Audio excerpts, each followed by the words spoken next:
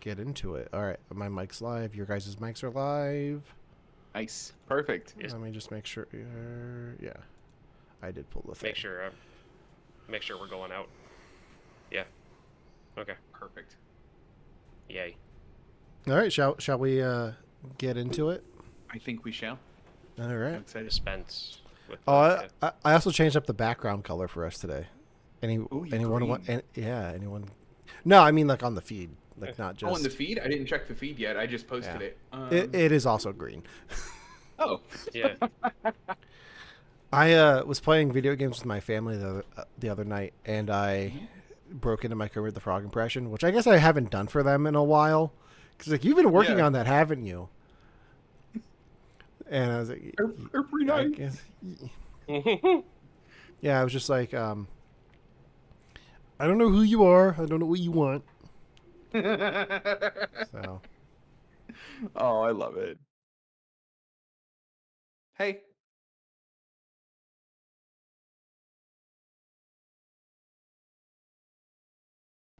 All right, let's start the show, shall we? Let's do it. All right. Hey everybody, welcome to You Have to Watch This Podcast. I'm Alan. I'm Ryan. And I'm Devon. And today we're doing what we do every week, which is make each other watch movies one of us has never seen. This week it was Devon's pick, and he picked the 2007 film directed by Frank Oz, Death at a Funeral, not the 2010 remake with Chris Rock, but we'll talk about that later. But before we do that, we like to talk about what we watched in pop culture over the last week, just to catch up a little bit. And now I'm remembering I wanted to pull something very special for the show tonight, and I forgot. I was going to pull the clip of Seal as a seal singing about Mountain Dew. Oh, gross. Because Devon just... Okay, go ahead, Devon. Do people like this? Is this like a beloved commercial, or has everyone just sent it to me because they know I hate this song? I think everyone... I love it. I love it, too. Love it? No. I love it. You guys are the worst. Yes. It's terrible. It's objectively awful. No. I need to... No. So, I will say, hearing college students talk about it, they were confused. They don't know who Seal is. They don't know that song. Oh, thank God. Okay. Yeah. Good. Oh. But they're wrong. It's amazing. Yeah. It is. When was the last time Seal made a song? You Pop can star. look that up yourself while I rant at you. So the problems that you have with that song you've explained are the lyrics. This commercial takes the lyrics and makes them mean something. It's not just a ramble bunch of words that sound good together when he sings. There's an actual story. It makes sense. The only disturbing part of it is Seal's face on the seal, and it is funny. Other than that, there is nothing objectively wrong with it in the context of being a Super Bowl commercial. So you are just being a little bit over, like reacting to it a little bit strongly just because you hate the original song too much. You need to stand back, take a breath, watch it objectively, and you'll find that it is a good and solid Super Bowl commercial that was actually funny. A strong reaction to something? Me? Compared to I don't know, 90% of the rest of the Super Bowl commercials this year were that's bad. The one I've seen. They were not enjoyable. Were they not good? That was the only one I've seen this year. There was maybe 3 that I could say that are that I would go back and watch out of the whole thing. That's pretty much it. You're right. Okay, so I will give you that the song now makes more sense than it has ever made because it's now shilling for a product. Yes. I mean, that's all it was shilling before for Batman Forever. We're just going to forget about that. Can we just take a moment to be grateful that they didn't bring Seal in for every Batman? Because that makes me real happy. Like Robert Pattinson's Batman didn't have a Seal song associated with it, so I'm okay with it. Oh, guess what you're getting a supercut of? Oh, no. Yeah. That would be great. As he's looking up. In the words of Yeah. Sorry. In the words of Obi-Wan Kenobi, you have done that yourself. Oh no! It's just gonna be the worst. Yeah. That exists in the world now. That is a piece of it media will, that we yes. all have to live with. It's taking up space in my consciousness and on hard drive somewhere. It will be. It will definitely be taking up space on. And you know what? Just to make it even better, I'm going to take Nirvana and put it to Batman Forever. It is a crime against human rights that Vince and Seal never collaborated for a Batman movie. I don't agree with that at all. That Who and Seal? At all. That Who and Seal? That Seal and Prince never collaborated for a Batman movie. Did I ever tell you guys about the band idea I had? No. I had an idea for a band called that would just do songs from Batman soundtracks. So you'd get Prince, you'd get Seal, you'd get Nirvana now. The name of the band would be Pennyworth. Yeah, I really like that. Yeah. It's a good band name. Yeah. Devon, did you watch anything this week besides the Seal commercial? Yeah, because I got sent it like 4 times from you guys, by the way. I'm still not over it. Anyway, yes, I did. I didn't actually watch anything like on TV aside from something that you watched that we'll talk about in a moment. But I did go to the theater and I saw Pirates of the Penzance. So my history, and I got to tell you this, guys, because my history with Pirates of the Penzance is actually really Devon. Where the only thing I've ever seen of it prior to getting tickets to this was the Family Guy bit where he was talking about how good he was at patter singing, and it cuts to him just going, and that's all I knew of the musical prior to it. Had no idea what the plot was gifted tickets for my birthday. I went, guys, this is incredible. I don't know if you guys, do you know anything about Pirates of the Penzance? Nope. I know it's an old-timey musical. That's about it. Oh, it's incredible. So it's an operetta. It's like very much in opera style, but it's like if you took my sense of humor and made it an opera. So like it's funny. It's very funny. Like the whole deal of it is that this guy is contractually obligated to be a pirate until he's 21. The musical opens on his 21st birthday. He decides that he's now going to leave for the pirates and devote his entire life to destroying the pirates. But in a second act twist, you find out that he was born on a leap year and that he's actually 5 years old. So he's still bound and contracted by the pirates because that's the kind of play it is, or musical it is. It's so funny. There's this whole bit with like these guards, like someone's like seeing these guards off and she's like, "Good luck fighting the pirates. I know you'll definitely die, and you're so brave to go out and definitely..." It's just, it's so funny. I loved it. I absolutely love it. I would see it again. Strong recommend for me if you guys haven't seen it. And minimally, watch the Family Guy clip. It's really funny. What's really funny about... I knew you went to see this because I saw it on your story. And then I went back and recorded this on my phone so you could see it. But I clicked through your story, and then I went to the next story, and it was another Pirates of the Penzance thing. It was Drew Struzan, the poster artist, posted a poster that he did for, I think, a film adaptation of it. And I was like, that's just too weird. That's so weird. Because I was like, why did Devon post twice? Because I just saw the D in Devon and the D in Drew. I was like, right. What is going on? It's a sign. You got to watch it now. If only we had a podcast where we made each other watch stuff. I wonder is it recorded? Is it a movie? Yeah, there's a movie with Kevin Kline, I think. What? Yeah. Shit. So Devon, I actually took your recommendation to heart from last week and watched the first 2 episodes of your Friendly Neighborhood Spider-Man. Well, shit, what'd you think? I'm getting into it. Okay, tell me. Give me more. I don't like the art style. Okay, I was wondering about that because it is a choice. It is definitely a choice. Um, you can see that they were like, yeah, you know what? We're not going to do this in the MCU, even though we said we were going to of it originally. Yeah. Because the timeline of it never made sense to me. Like, how are they going to do the origin of Spider-Man in the MCU if, like, you're replacing Tony Stark with Norman Osborn? Right.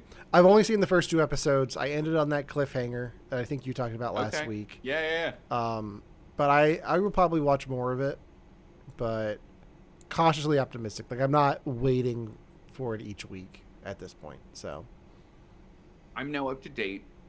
I'm enjoying it. I'm very much enjoying it. I like the cliffhanger, what they end on, because it's like a Spider-Man trope that they end on, and they get the trope out of the way early, and I appreciate that.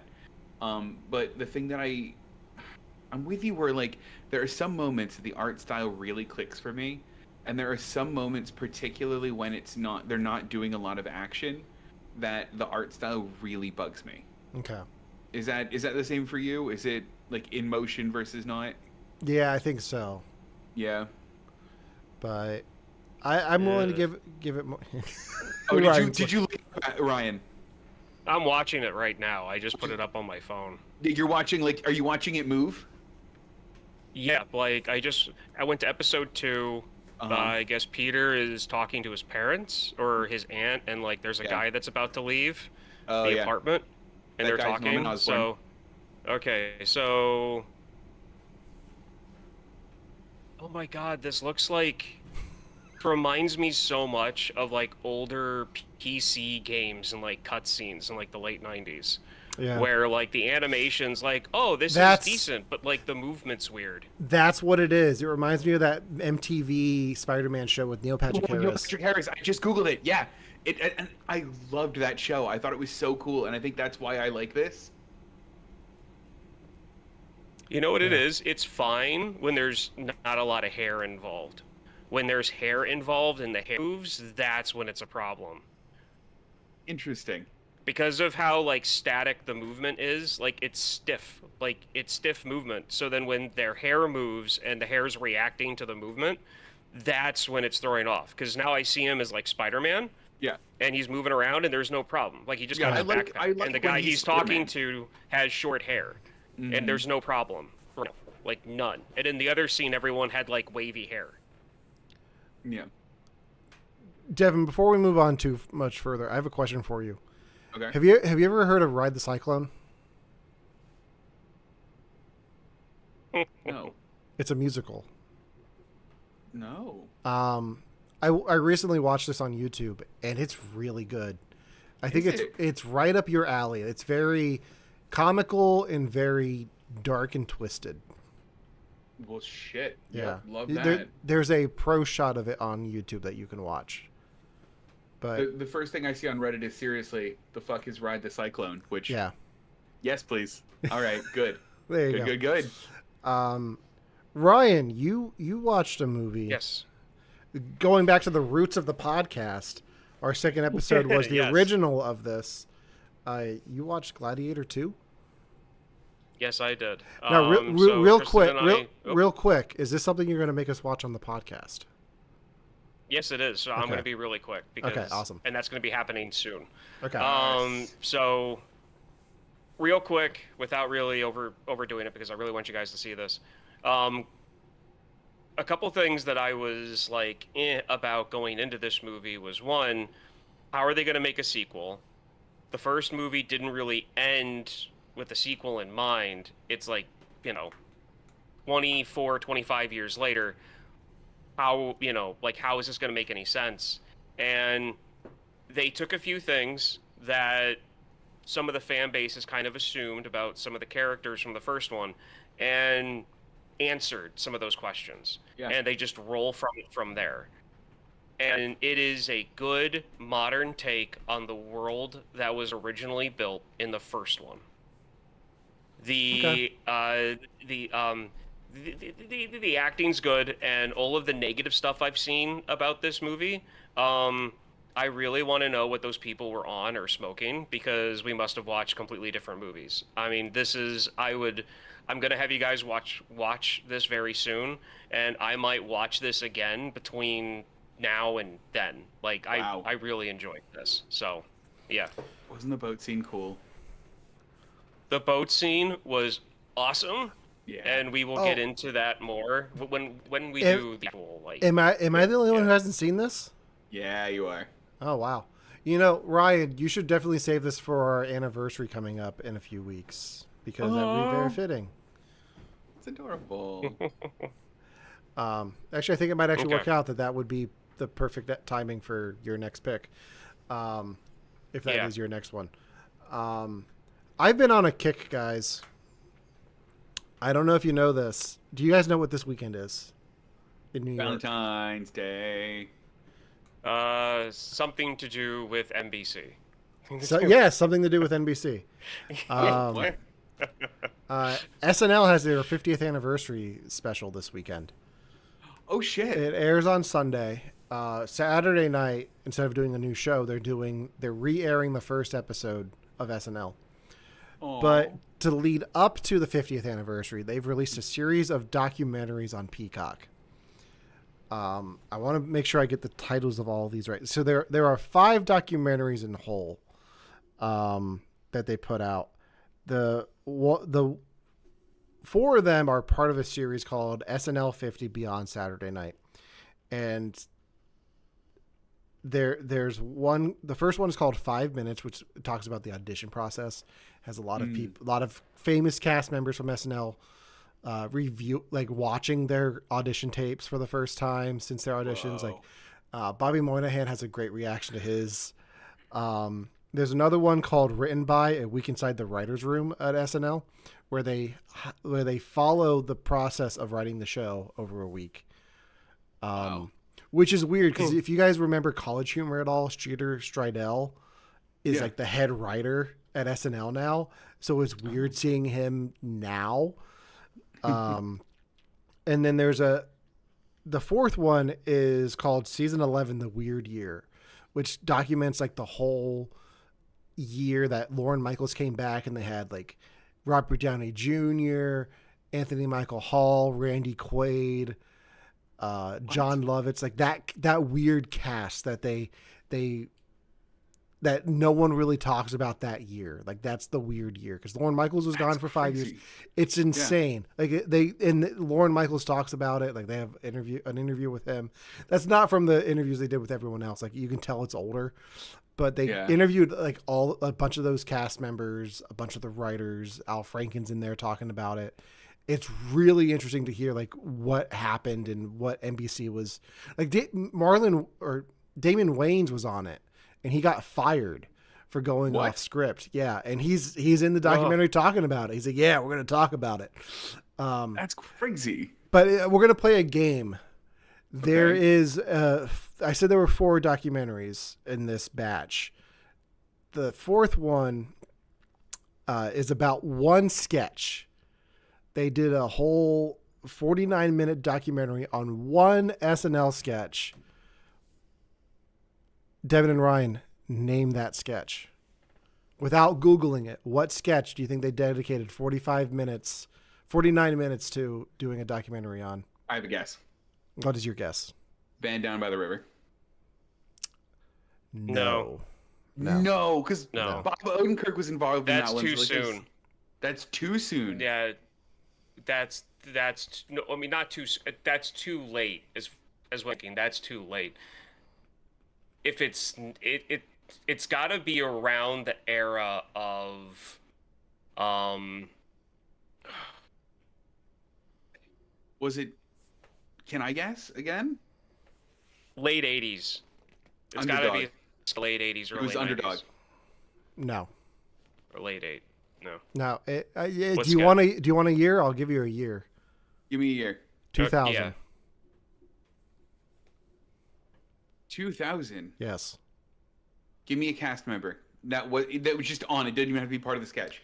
Jimmy Fallon. Jimmy Fallon. Was it the Californians? No. We could play it this way. I could just keep naming cast members until you get it.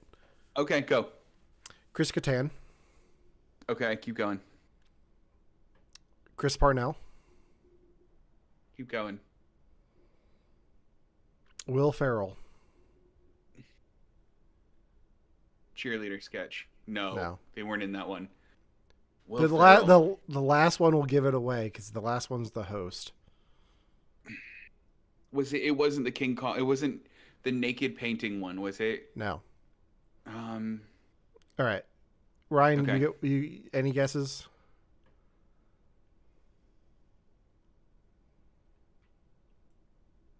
No. I've got a fever, and the only prescription is more cowbell. Doesn't Walken hate that one? He does, and they did not get him for the documentary. But they got Fallon, they got Farrell, they got the writers. They got Blue Oyster Cult to come in and talk about it. Holy shit! Because they're the ones who did the original song. They have the guy who actually played the cowbell, and he's like, it might have been a woodblock. But highly recommend all 4 of those documentaries. If you're looking for a short, like hour-long documentary, you can watch any of those to check out. If you want something a little bit more in depth, Questlove from The Roots did a 2.5-hour-long documentary called "Ladies and Gentlemen, 50 Years of SNL Music." Oh, where they went through and talked about all the controversies, all the memorable performances, the legacy of sketch music, and getting musical guests in sketches. There's a whole segment on The Lonely Island where they do a deep dive with Timberlake on Dick in a Box. They talk about Sinead O'Connor. They talk about Ashley Simpson. those are the 2 I was going to bring up. They talk about Elvis Costello. They talk about Rage Against the Machine. They cover all of it. Wow. But the opening of this documentary is a masterclass in editing, because the way they put a whole 50 years of musical performances together in such a way that it worked. It's so beautiful. I told one of the film professors who's teaching an editing class, like, you need to go show this to your class, and I hope she did. But it's so well done. I recommend just watching the opening credits of this, if nothing else. But it's very fascinating. But then they also have a bunch of people. They ask a bunch of the people they were interviewing, like Miley Cyrus and Conan O'Brien, to sing the SNL theme, and no one can. Oh, I like that. Yeah. So that's been my kick this week. I'm looking forward to the 50th anniversary special on Sunday. So It's gonna be very cool. Yeah. So on Saturday they're doing the first episode, and then on Sunday they're doing the special. Yes. Is it an episode, or is it like a documentary, or? It's like a special episode of the show. So for the 40th they did like a bunch of people came back and did sketches. They did Weekend Update with Melissa McCarthy did Matt Foley, and Emma Stone did one of Gilda Radner's characters whose name I'm blanking on right now. But they did The Lonely Island did a digital short where it's Andy Samberg and Adam Sandler talking about breaking during sketches. It was a very I would love to be there for the 50th anniversary special, but if you look up clips from the 40th, if it's anywhere near as good as that, it's gonna be a good show. So, So cool. Without further ado, let's get into Devon's pick for the week. Devon, tell us about the film you picked.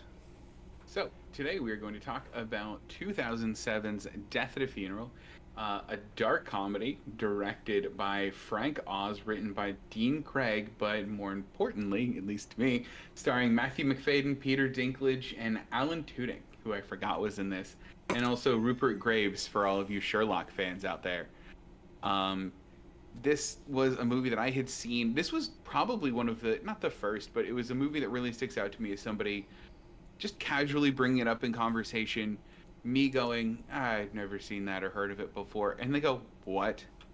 You have to watch this movie. And then we stopped what we were doing that day and watched this movie. It's one of my favorites. I think it's a fun little comedy.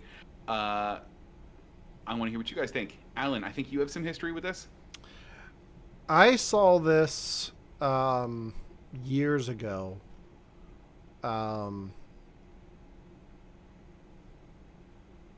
And this has been on my list for a while now, and I just haven't gotten around to it. Mm-hmm. I don't really have much history with it, but yeah, No. I had seen this. I enjoy it. Yeah. And we'll talk about it. Yeah. Good. Good. Ryan, you hadn't seen this before? Ooh, I lost your audio, Ryan. Yeah, Ryan, we can't hear you. Oh.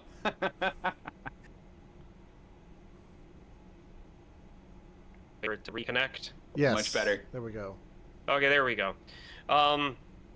So I've heard of it in relation to like like actors' pasts whenever they'd be like, this this from this, or someone would bring up my experience in this. So like I've heard of it, never really struck me as something I wanted to watch, just because I hadn't really seen anything from it. Sure. But that's my history with it. Like, Okay, perfect. I've heard about it in passing. All right. So for those of you who haven't watched it, like Ryan, it essentially tells the story of a funeral where a lot goes wrong. It is very British in its humor in some ways, in a little bit absurdist in other ways. I really like the humor. Alan, how was your rewatch of this? Did you like it as much this time? It had been long enough that I forgot like the small moments of it. Yeah. But I remember like some of the broader strokes, like what happens to Alan Tudyk and why Peter Dinklage is there. But I forgot like some of the details. Like the movie's called Death at a Funeral. It's like, okay, who dies at the funeral? I forget. Yeah. But no, I enjoyed rewatching this. Yeah. Yeah, good. Ryan, what did you think of your very first watch of Death at a Funeral? I realized something about myself. Like I like Mighty Python. Yeah. And like the Flying Circus Yeah. and the movies. I like that. I have seen more traditional British humor movies where it's just traditional British dry humor, and I like those. I'm not entirely sure that British like slapstick comedy mixed in with British dry comedy is something that is for me. Okay. Because this movie felt more of like a combination of like sketches than it did an actual movie. We'll get into that later. But yeah. I can see that. Yeah, especially the way it's edited together, because it like cuts back and forth between the three main stories, which is the funeral, the Alan Tudyk on drugs, and what is it, Uncle Alfie? Yeah, I'd say group. Uncle Alfie. Yeah, and it is weird that it cuts back the way it does, because it's very robotic in that. Yeah. But it almost like, Devon, you might know this better than I do. Does this film take place in real time? I think it does. Okay. I think it does take place in real Like time. once the funeral starts, it's in real time because everyone's Yeah. there and okay.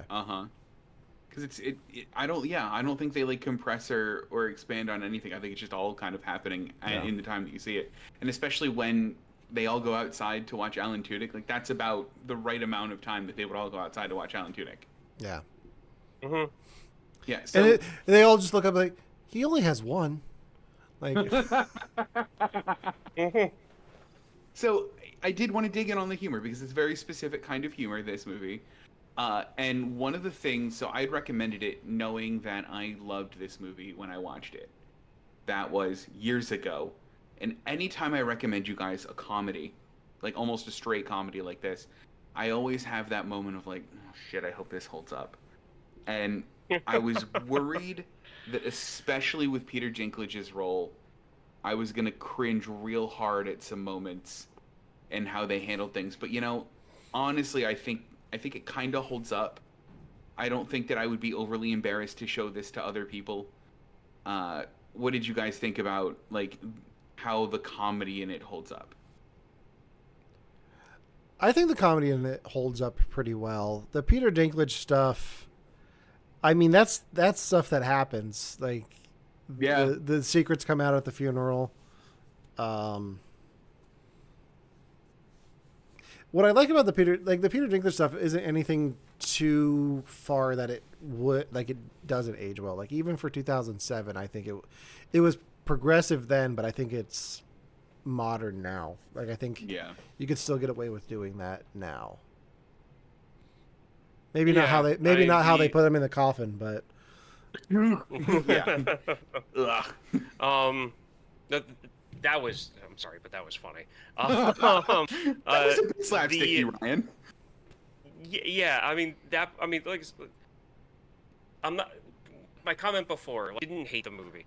Yeah, I enjoy it. It was just there were times when it went from one extreme to the other, or or they would do something and I'm like, okay, that's not funny to me. That's just pushing the joke too far. And now I'm just like watching it like monotone when like I know they want me to laugh. Well, now I gotta know. Tell me what was an example? Well, I want to answer your question before okay, because there is something that stood out to me. Okay. Like the Peter Dinklage stuff was fine.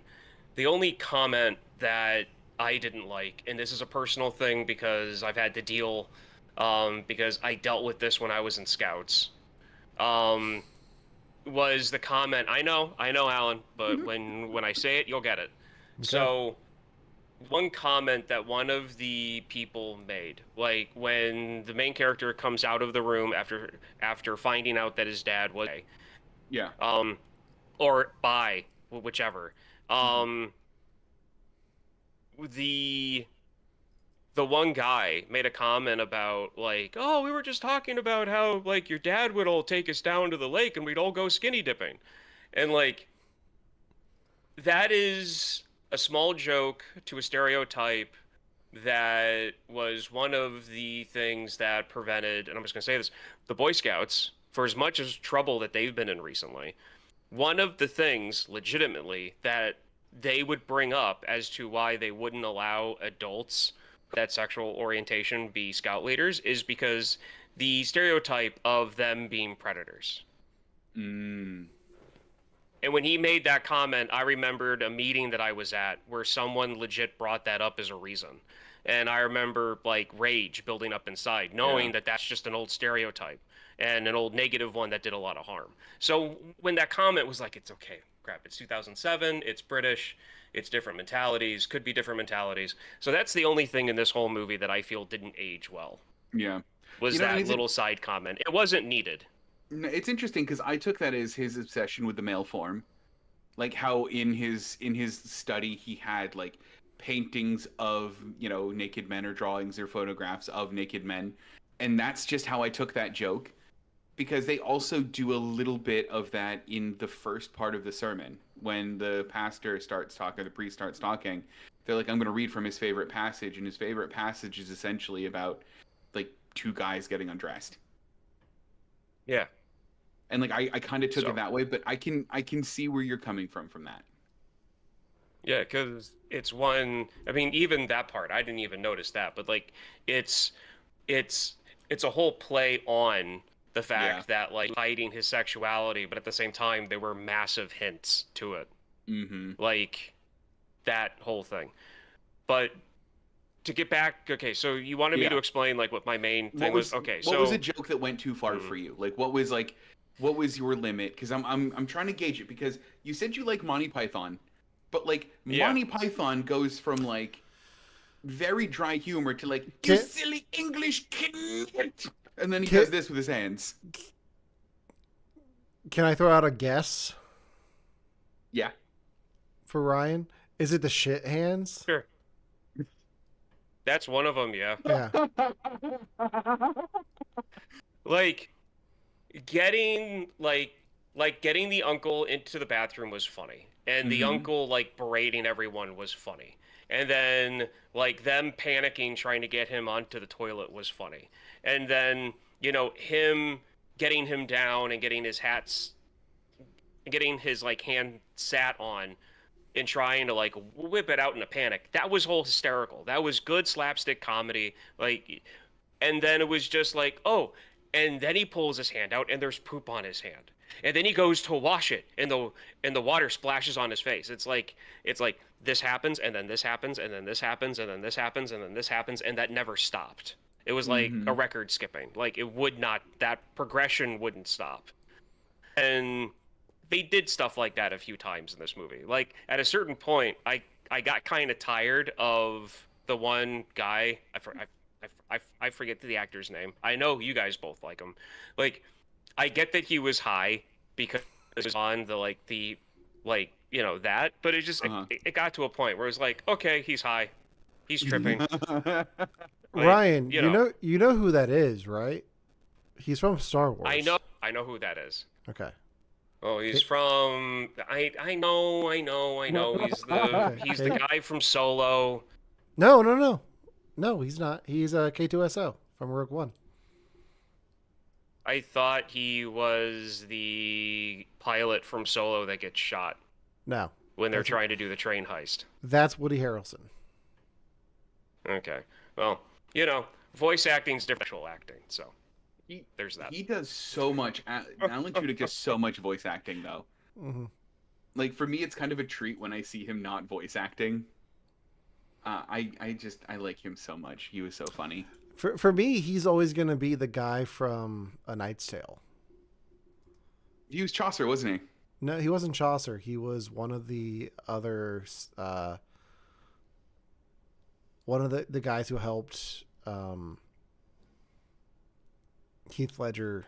It was Heath Ledger, Alan Tudyk, and Mark Addy, who were the three that like started the whole con with the knight thing, and then they picked up Chaucer. Can I just say something about this movie? Yeah. I'm gonna tell you both that I've never seen this movie. Knight's Tale? Yes. Okay. Because I want you to make me watch it. Okay. I've seen bits and pieces Will of it do. because my dad was obsessed with it. But Okay. I want to watch it. That might change my picks for next week. No, it won't. Well, did you have a problem with the poop scene in the same way, Alan? Is that why you brought it up? No, but I know we've been doing this show now for what? 9 years? 9 years 2 years. now? Yeah. 2 years. We've been doing this for over 300 movies. I think I know Ryan's sense of humor. And I will say, like, that is something that you don't see. Like, what Ryan listed off there with, like, Monty Python. Yeah. Like, you don't really do poop jokes in there. No. You also don't get them in... Like, I don't see this film so much as a British comedy, but I see it as a Frank Oz comedy. And even for a Frank Oz comedy, like Dirty Rotten Scoundrels, you don't really get like poop jokes in that. It's a off-putting scene that doesn't really fit the rest of the comedy that you have here. Mm-hmm. I think it makes sense for the character it happens to. Because Yeah. you're giving that to the hypochondriac. He spends the whole movie going, Yeah. You see this rash? Is it bad? Oh god, I it also didn't help that I didn't care for the character at all either. Yeah. Like that didn't. I had to know because I always wonder like how far some of these movies go. Were there any like Britishisms in this that were just very British or you guys didn't understand? Because I know that they do throw around some terms that are very kind of British, but I didn't know if it was like you guys were like what did they mean by this? No, I don't think there's anything for me. No. Ron, is there anything for you? No, I mean, I cannot think of anything that they were talking about where I didn't understand them or like so. And I don't ask as like I'm the British expert, tell me, but I do ask from a place of like, I genuinely when I first moved here had conversations where I'm like, we have to stop. You have to tell me what that means. Like I logged in one day to work to the message, "How you tinkling, sausage?" and went, "What? What do I do with that? How do I answer this?" So I didn't know if there was anything like that.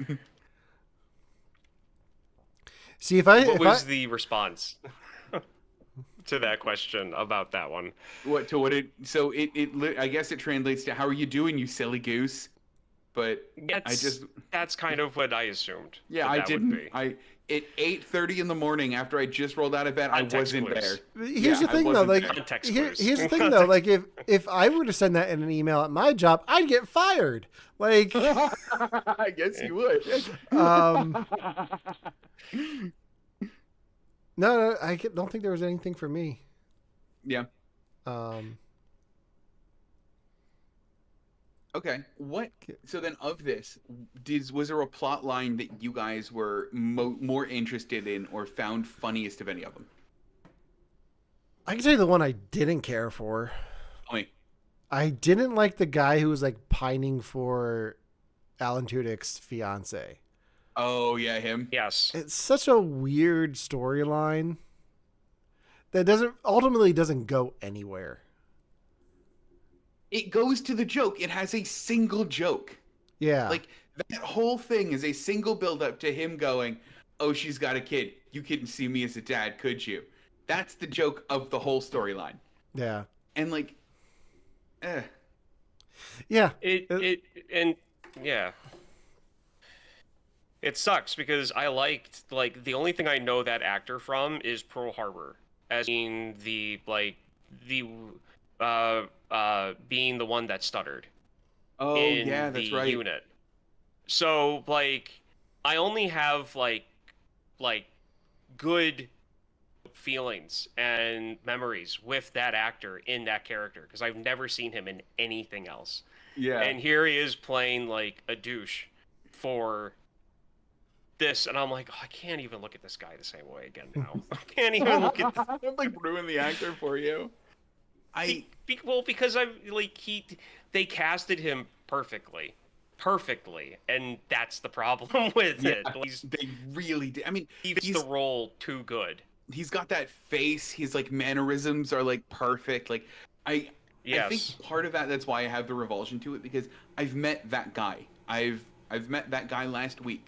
In fact, I met that guy last week in Leeds.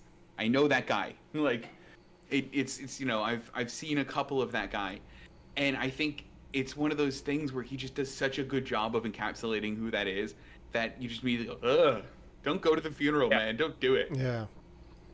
Mm-hmm. One of the plot lines that stood out to me though was the Matthew McFadden having to give the eulogy thing because since the last time I've seen this, I have given a eulogy, and it's like, oh yeah, I know that feeling. Like I identified with that a bit. So, have you guys ever had to give a eulogy? I have, yeah, I have that same thing. The thing that I like about it and thought was I like that plot line a lot, and one of my favorite parts of the plot line was the subtle choice that Matthew McFadden made to not continue his sentences when they ran onto a different card. Like he would read and be like, "My father was an exceptional man. And then would pause as he was switching cards. It's such a good little thing in there. Yeah. I really appreciated it. I'd say probably the one that stood out for me was the whole running joke about now I can't pronounce the freaking word of volume. Volume. Valium? No. Valium. Thank you. That whole thing about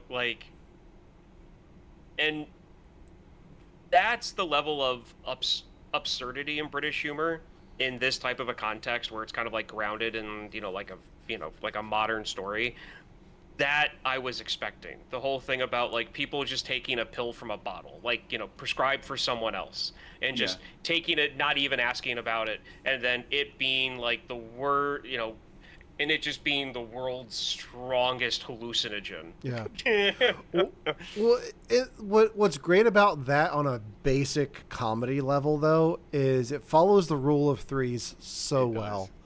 Because you have Alan Tudyk take one by accident, then you have them force feed them to Peter Dinklage, so that's 2, and then you end the movie with Uncle Alfie taking one and just being on the roof naked.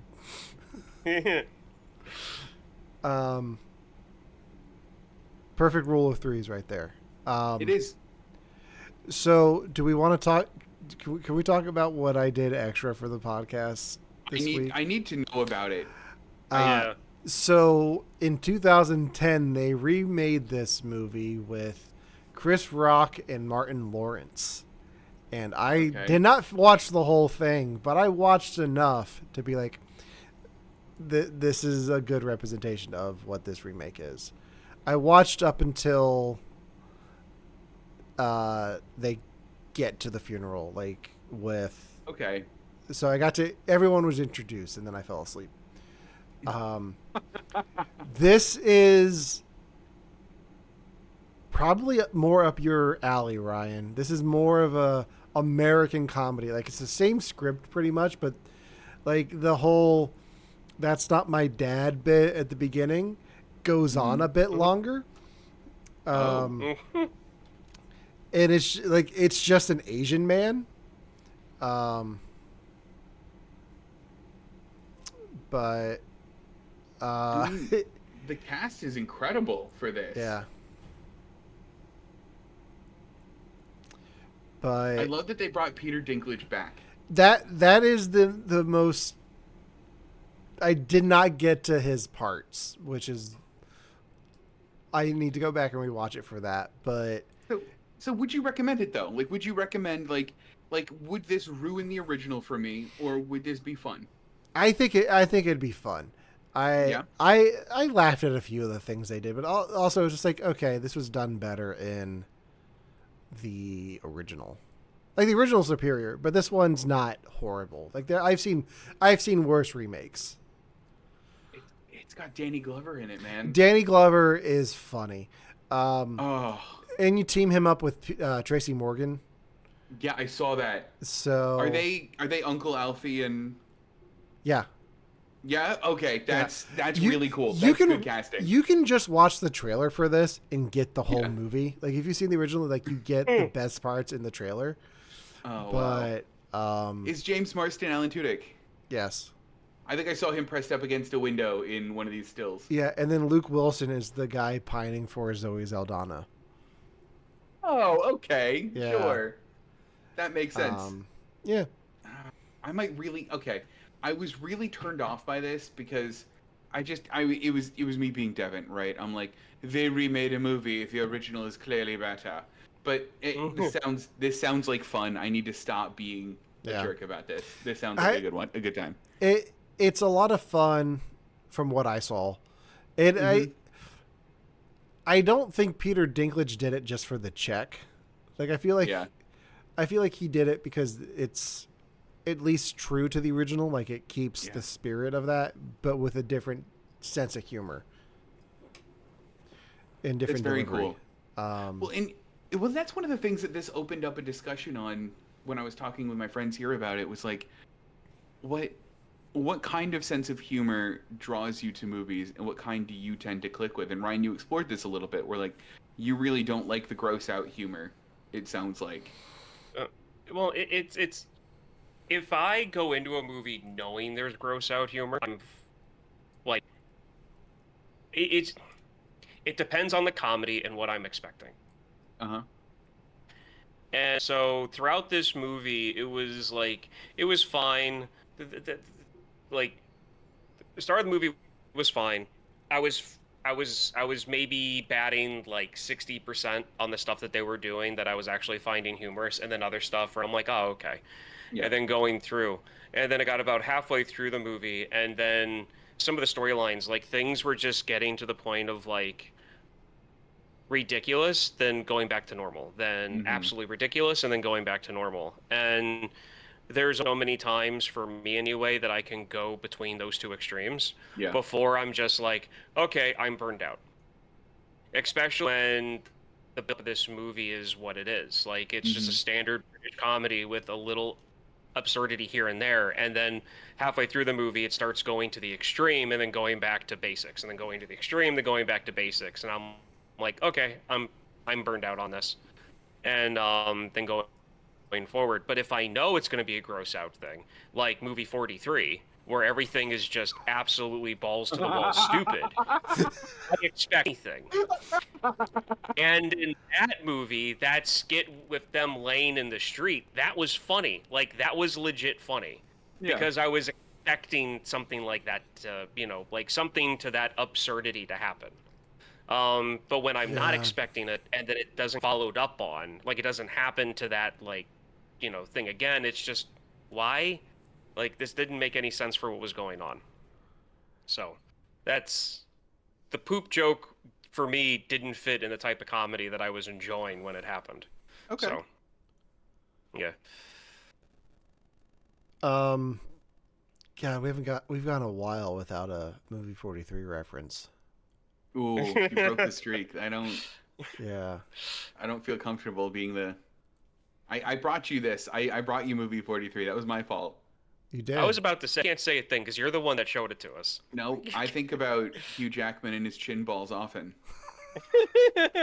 You would. I do. Yeah. So Ryan, what do you find is your... Go ahead. I was gonna say, did you know his chin balls are on Broadway now? No, what's he on Broadway? Or he's already a city music hall. He's doing like a one-man show. Oh shoot! I love that. Just a review. What was your question? Well, my question was, speaking of types of comedy, have you guys seen? And this is really recent. Have you guys seen the trailer for the movie Friendship? I did see the trailer for the movie Friendship. What do you think? It is a different kind of comedy, that movie. It's definitely what's his name? Tim Robinson. I almost said Colin Robinson, but that's what we do in the shadows. No, it's definitely Tim Robinson. I don't know. Like it's an A24 movie, and they're not known for comedy. No. But it makes it feel like a A24 movie, which is interesting. The first bit is like a horror movie almost. Like, have you seen this trailer, Ryan? No, I'm watching it on mute right now. Okay. Do you guys... Yeah, it definitely starts like a normal A24 thing. I love the last line of it where he's like, Marvel's doing a new thing. I heard it's really great. Like, or something like that. I'm like, that's a good line. Yeah. Have you seen any of I Think You Should Leave? Yeah, I've seen the 55 burgers, 55 fries, and the hot dog car thing. Yeah, but anyone... Listen, here's something you guys don't know about me. I rewatch I Think You Should Leave in its entirety about once a month. I love it. I love it so much. This is like... That's my style of comedy. This like absurdist world where like everyone's playing it straight. I love it. So I'm excited for this. Yeah. So that's where that's from. Okay. What was it? With him in the hot dog suit. Yeah. Oh yeah, that's where that's from. And there's also a couple of like sound bites that go around of him. He does one where he's like, "You sure about that? You sure about that?" That's from that too. Is it so the one where he's talking about not being able to know how to drive a car? Yeah. When the guy's yelling at him. Okay. Yeah. So that's where all of this is from. Okay. I love it. I love it so much.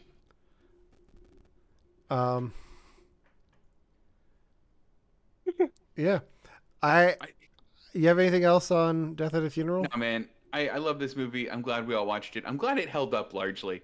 I genuinely had like an amount of anxiety going to bed that night. I'm like, the Peter Dinklage part's gonna be just awful, I bet, and it was fine. I will say there have been since I've seen this movie, every time I leave a funeral, I'm like, okay, I'm glad it wasn't as bad as that. Like, because there've been some doozies that I've gotten to. I was like, this could go just as poorly as the movie, and it's been okay. Yeah, I've had a couple of people threaten rough plot lines of this movie at funerals that I attended. There are definitely stories I could tell and put into a screenplay to do a loose sequel to this. Oh, you should. Yeah. Oh, cram at a funeral. Yeah. All right. So next week is my pick. I want you guys to take a guess about what my pick is going to be for next week. More cowbell. No. You're on the right track though. Is it Superstar? Night at the Roxbury. No. You guys are a little bit like, I thought about, let's do a triple feature in honor of the 50th anniversary of SNL. Didn't feel like doing that. I'm bending the rules a little bit. We're gonna watch the Saturday night, the movie that is behind the scenes of the first. That's episode so of SNL. cool. Yes, yeah. I wanted to watch this. Yes, I have too, and I figured with the 50th anniversary this weekend, next week will be a good time to cover that. So that's my pick for next week is Saturday night. That's awesome. Yeah. So join us Tuesday night. Perfect. For that. Yeah. That's pretty much all I've got. Perfect. Make sure to subscribe to our YouTube channel. Like us on Instagram, follow us on Facebook, follow us on Instagram, and listen to us wherever you get your podcasts. Until next time, for You Have to Watch This Podcast, I'm Alan. I'm Ryan. And I'm Devon. And we will see you next week. Everything's so green. It is, though.